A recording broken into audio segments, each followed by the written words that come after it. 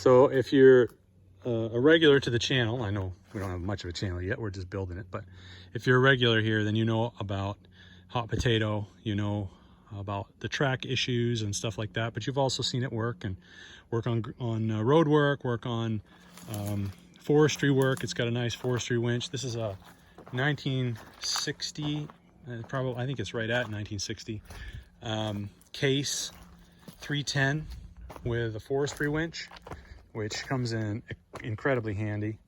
I'm convinced that hot potato here has had, I don't know, 50 owners maybe over the years.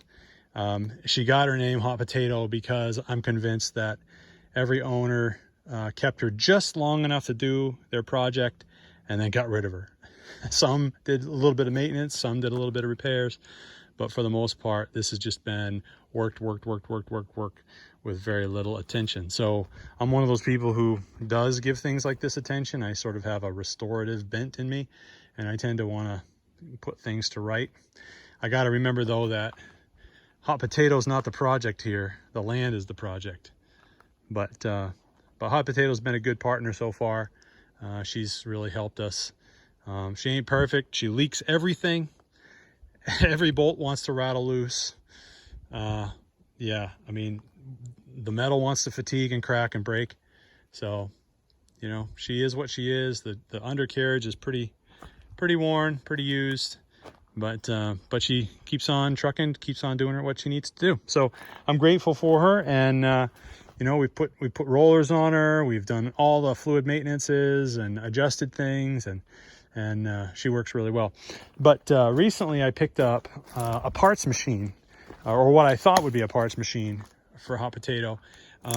It's another case 310, but it's a narrow body, so it's about, you know, maybe 18 inches narrower than hot potato here. This part right here, the final drive is right up against that plate, so it's quite a bit narrower, and so that's how the parts machine got her name, Skinny. That's what I call her. You've heard me talk about Skinny in other videos where I've taken parts off Skinny and put it on hot potato. Particularly the rollers. We got 3 rollers on the other side are from, actually 4 rollers are from hot potato. We got the top roller and then 3 of the bottom 4, and then the back one is a brand new case 350 roller. So that's hot potato, and you've heard about Skinny. We'll introduce Skinny in another video. But at the same time that I bought Skinny, I also ended up with a package deal. The guy wanted to sell me Skinny and his other machine, which is an Oliver. Now I knew nothing about Olivers, but this is the Oliver. It's an OC46. It's a bucket loader, tracked bucket loader. Obviously, you can see it. And what we've been doing with this is trying to figure out if we can get it to run. It was not running, neither was Skinny when we bought it. So, you know, primarily it was bought as parts. But as we looked at it, we said, gosh, you know, this might actually run. And so we started digging into it, and we diagnosed 2 major problems that prevented us from figuring it out. The starter, absolutely garbage, needed to be replaced. And the injector pump is just toast. It's mashed. The rotor head's frozen, the drive shaft snapped. So it really needs some serious work. So we tried to, before we knew that about the injection pump, we actually tried to pull start it. And there were some promising signs there. By the way, I know that I'm not the one that snapped the drive shaft in the pump, because whoever had this before me put an electric fuel pump in here, which tells me that it wasn't pumping fuel quite a bit before I got it, which is probably why they just decided to sell it for parts. But I got her for pretty inexpensive, along with Skinny, and today we're gonna put that new starter in. What we're gonna do is we're gonna try to start it off of ether, and I just want to confirm that the engine will light up, and that it sounds reasonably well, and that the hydraulics function. If those things are true, then this thing's worth putting some money into. The undercarriage looks like it's fairly good shape.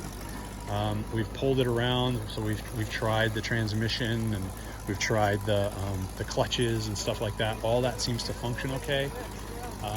So you know, if the hydraulics work and all the rams are functioning and the engine lights up, then geez, you know, this thing could be a good addition to the Outpost. Now the question is, we got a name for Hot Potato, we got a name for Skinny. What is this going to be called? Normally Olivers are either yellow or green. Their construction ones tended to be yellow. This was yellow at one point, but obviously it's not. It's painted like a big Smurf, like Papa Smurf. That was my original thought for the nickname for this machine. My dad's nickname is Papa Smurf, and if you saw him, you'd know exactly why. But that's been his nickname for like 30 years, so I don't feel like we can be hijacking that and calling this machine Papa Smurf. So, and it doesn't really look like Smurfette. So what are we going to call this thing? We're going to call it Blue? Ollie? I don't know. What do we call it? Let me know in the comments. Yeah, who's like OSHA? Who's that? Yeah, send it to him too.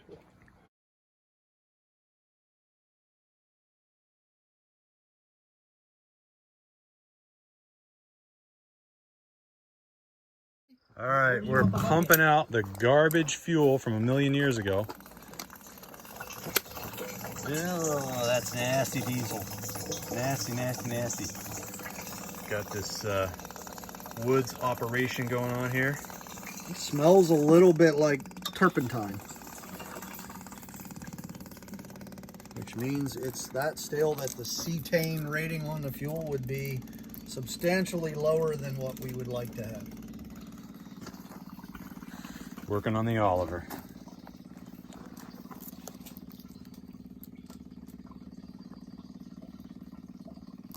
OC46C track loader.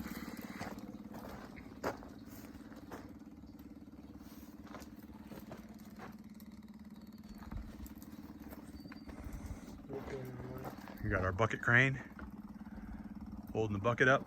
Got it supported by a couple of tree logs.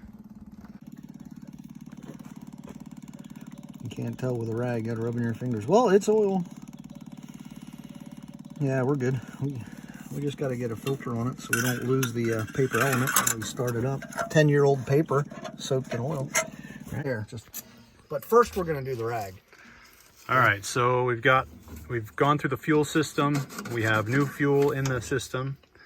We've gone through the air filtration, put new oil in the air filter.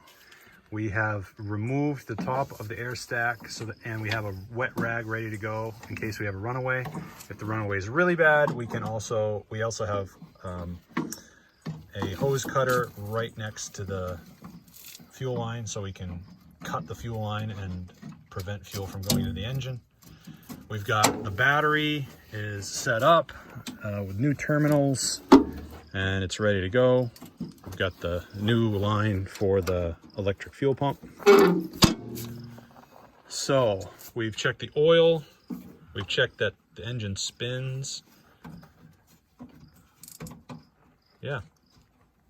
All the pre-flight stuff. We're almost done with the pre-flight. Get the name off of air filter. Got a flashlight? Yep. All right, I'm going to try the hand primer here. Yeah. Battery's disconnected and I'm not going to put it back on. Okay, I've loosened it, I'm pulling it out, and I'm pushing it. You seeing fuel? Yes. Nice.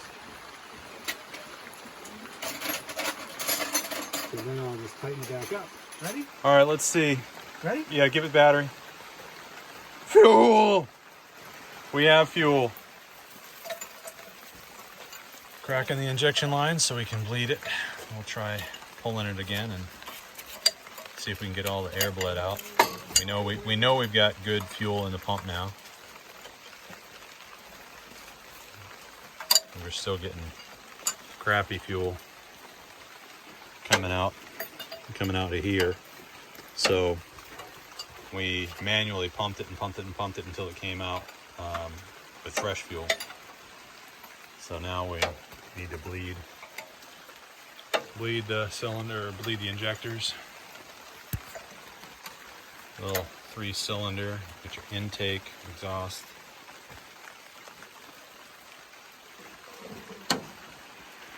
Oh, come on.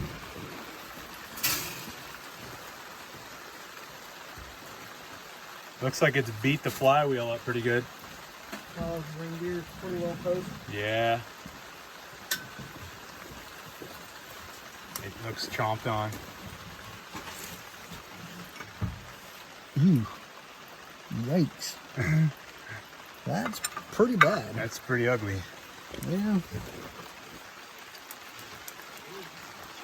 You might be pulling the engine just to change the ring gear. Put a new starter and ring gear on it and make a good machine out of it. That could be a really good bulldozer if that's all you had to do. Looks like the head of the starter's been welded up too. Oh my goodness. That's crazy. This starter and ring gear have been an issue for quite a while. Yeah. So we've taken the injector pump out of here, and we've done the work to line it up for top dead center. And this is a 3-cylinder, 130 cubic inch Hercules that turns the injector pump counterclockwise. All that means that the injector pump is really, really hard to find. It's rare, and the parts are likewise rare and difficult to find, particularly the head and the drive shaft. So we need to figure out if this motor is worth investing probably $1,200 on an injector pump. So I really need to know if this thing is gonna run. So how can we figure that out? So my plan is to try to run this on ether, just straight ether. I know what you're thinking. You're gonna screw the engine up. Well, you know what? Maybe that'll happen. Maybe it won't. But remember that ether is not pure ether. So the ether that we're talking about also is an upper cylinder lubricant. So, and this one says for gas and diesel engines. Now I realize it doesn't mean that you should run it on that, but we're not going to run it for a long time. I just want to do two things. I want to hear the engine. I want to make sure that it will actually light up and run on ether. And the other thing I want to do is I want to test the hydraulics. I want to make sure that all the rams work, that the bucket curls, that the boom lifts, and so on. If those things all work, then I can justify spending some money and energy on this particular engine. Otherwise, I'm either going to have to go look for a gas Hercules to put in this, or I'm going to have to repower it with something else. An interesting feature of these things is that the hydraulic pump is in the front. You can kind of see it through there, and it runs off the crank, straight off the crank. You can see there's a U joint in there. So it runs off the crank. So if I were to repower it, I would have to figure all that out. How to drive the hydraulic pump, how to mate everything up, how to fit it in the chassis between these tight rams. So I'd rather not have to do any of that. So if I can get this thing to run, that would be great. So as you can see, I had to take the radiator hose off in order to get in here and do the work I needed to do for top dead center. So anyway, let's see if we can get this thing running. First, I got to put a starter in it. The starter was toast, so we got a new gear reduction starter. We'll put that in there, and then we'll see what we can do.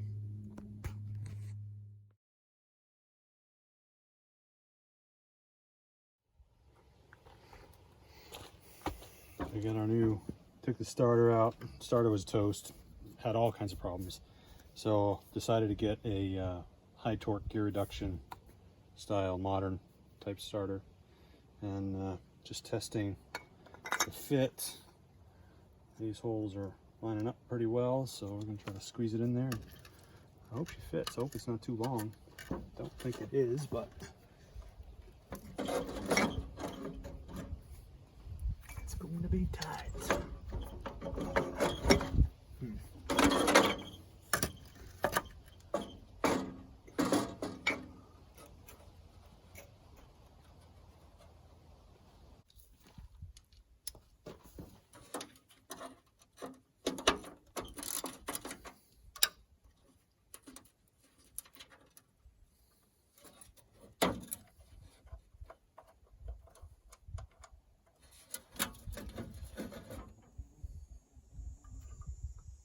Nothing matches on this thing.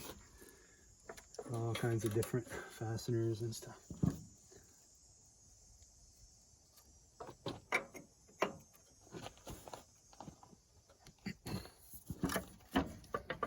Let's see. Okay. That's promising.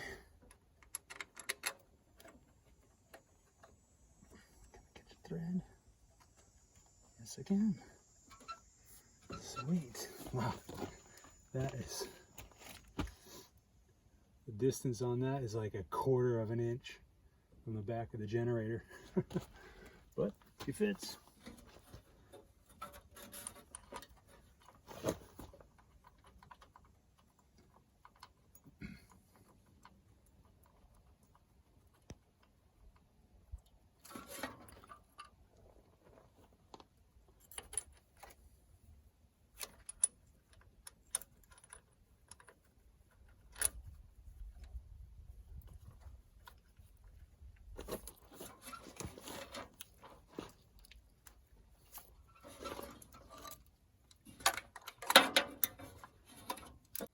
We need to disconnect the regulator because this is designed for positive ground, and I'm going to wire the starter up for negative ground.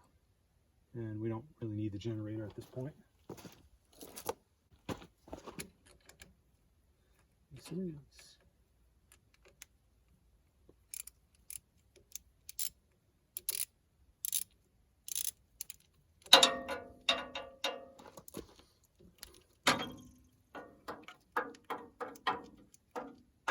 So that's the generator disconnected. Starter is disconnected. I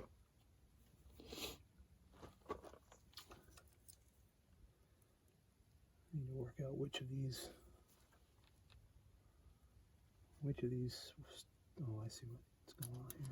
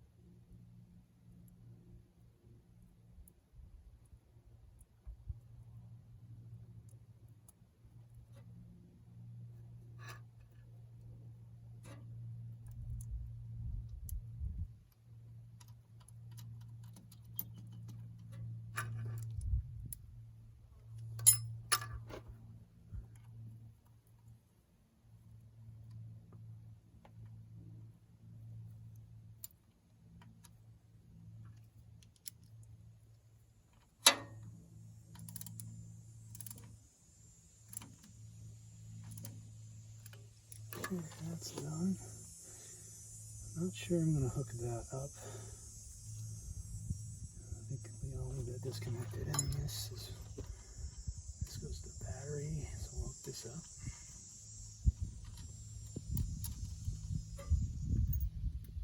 As I said before, the battery is not connected, so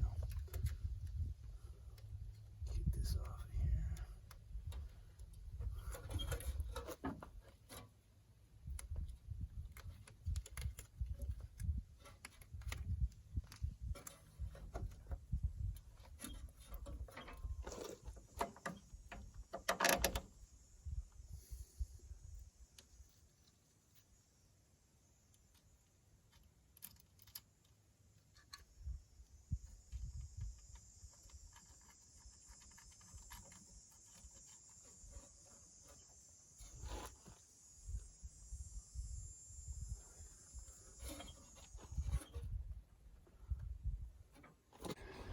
So the positive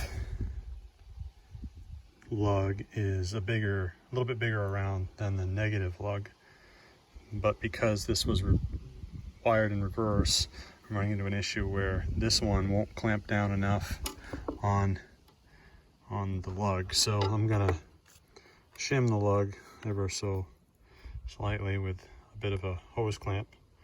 It'll fit inside there, and hopefully that will work. All right, so we got this on there. You can see in there that I put a piece of that clamp in there just to fill in a little bit of the gap, and that really has worked. It's good and tight now.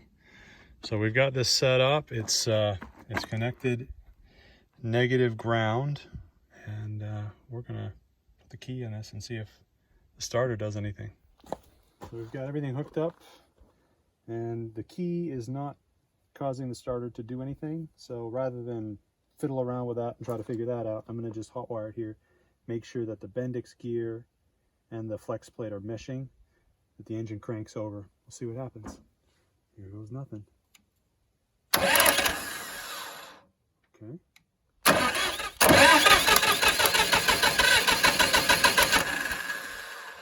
All right, engine's cranking over.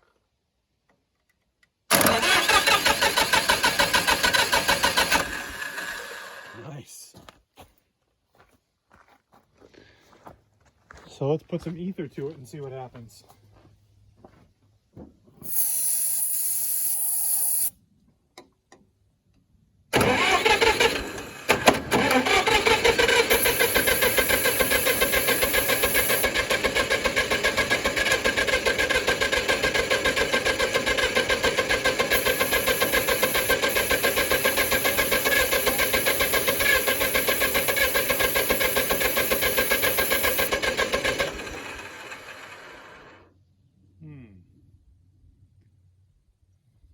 Caught just for a second there one time.